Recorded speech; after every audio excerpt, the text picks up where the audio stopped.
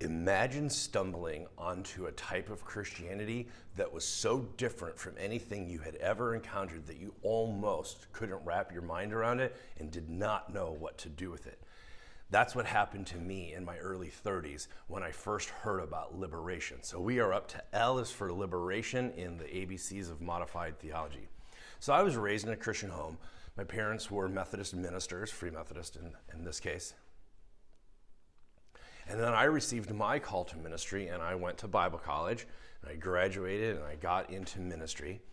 And I did that for over 10 years, but it was only upon returning to seminary, and actually at the end of my time in seminary, when I was writing my master thesis at an evangelical seminary, I wrote on contextual theology, which is like a missions movement to make the gospel specific to different cultures and locations. I stumbled onto something called liberation theology. So notice the modifier, liberation theology, that's a modified, that turns out had been developing in the global church around the world, but for which I had no frame of reference and no familiarity. So most often, this term is used to refer to movements that developed in the late 1960s in Latin America, where it continues to hold prominence, in attempting to unite theology and socio-political concerns. Liberation theologies, like liberation theologians such as Liberation theologians like Gustav Gutierrez emphasize the scriptural theme of liberation that understood as an overcoming of poverty and oppression. Liberation theologies have been found in expressions among representatives from marginalized groups in North American society, including women and African American, Hispanic, Native American, Asian American. And it was in the midst of engaging different authors for my thesis that I stumbled upon this contextual form, this alternative perspective that stood apart from different Enlightenment models or colonial missions that I was familiar with and writing about.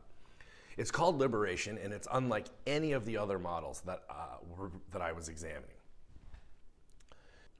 I had been sold a brand of Christianity that was largely about salvation, and it was almost entirely about personal sins like lust or being tempted to drink or do drugs.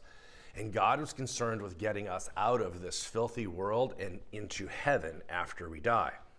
Politics was sort of a dirty word. It was part of the kingdom of this world, and you didn't want to get down in the mud and wrestle with the pigs. You wanted to focus on the kingdom of heaven and the spiritual realms. So we drew a big line between the spiritual and the temporal. Liberation theologies, on the other hand, center their attention on international economic oppression, and particularly concerns of classism and racism, ageism, homophobia, and other focuses. Besides acknowledging their claim on contextuality, liberation theologies insist on the need to promote and practice justice and love, not only at the personal level, but also in the social practices that impact structures. Another big distinction between classical forms of Christianity and these liberation camps is that Western Christianity often is saturated in and framed by philosophy, primarily Greek and Roman schools of thought, whereas liberation circles are influenced and framed by political terms and modern concerns that are based in colonialism and capitalism. Sometimes they draw on the thinking of Marx to critique global markets. But the primary thing that they're known for is a teaching about God's preferential treatment of the poor, that God chooses sides and God is always with the marginalized and the oppressed. There are so many aspects of liberation theology that are foreign to many of us who were raised in this Western or Enlightenment classic form of European Christianity. But it is important that you understand how central the Logos is and the incarnation, that God camped with us or tabernacled with us, embodying full humanity for the liberation of all. I bring this up because this thing about being rooted or influenced by Marxist thought is often the reason that other Christians will discredit, the critics will discredit this liberation thought. And admittedly, liberation does have its drawbacks and limitations, as do all approaches, which is why we modify everything now. But simply having a political partnership isn't one of them. In fact, there has never been a theological or biblical expression that didn't have philosophical underpinnings or an explicit framework. So just because it's rooted in a Marxist critique doesn't automatically disqualify it, as many of its critics think. Christianity doesn't happen in a vacuum. All theology is contextual theology.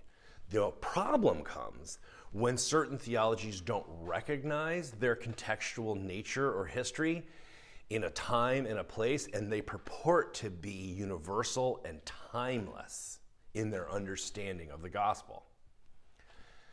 So liberation theology is not for everyone, and it doesn't happen everywhere.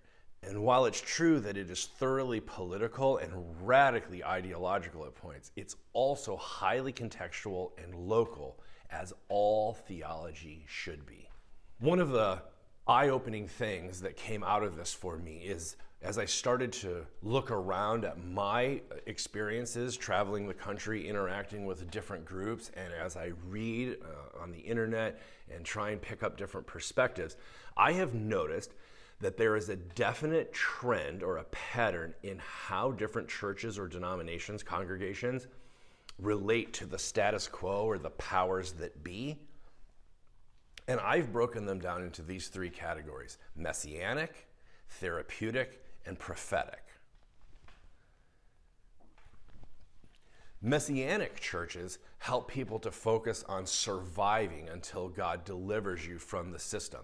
And whether that's a rapture or an evacuation, it's an eschatological and end times thing, Messianic churches have an animosity towards culture's slippery slope, or the slouch towards Gomorrah, as it's been called. And they view that as a resistance, that anything else is just rearranging deck chairs on the Titanic. It's sort of a useless spend of time and energy. It's never going to work, never going to actually change anything. Prophetic churches critique the as-is structures and confront the system. They speak truth to power. Prophetic churches look to the marginalized and those being run over by the machine in order to fix that which is broken. Therapeutic churches help people learn to exist within the system and sort of be the best versions of themselves. We jokingly call them chaplains of the empire. Therapeutic churches work within the way things are to help people become the best versions of themselves. So liberation is an entirely different approach that incorporates elements of all three, but its grassroots way that it listens to and takes its lead from and is primarily concerned with common people sets it apart. It organizes itself into things called base communities, and it takes its direction from what happens in those local contexts. It's much more of a bottom-up approach instead of a top-down hierarchical model. I really look forward to having a conversation about this, and I would love to know if you have any point of reference for liberation expressions and how you came to know about them, if that was a positive or a negative presentation, and what questions you might have going forward, because introduction to liberation theology is a massive undertaking, and I have barely scratched the surface here.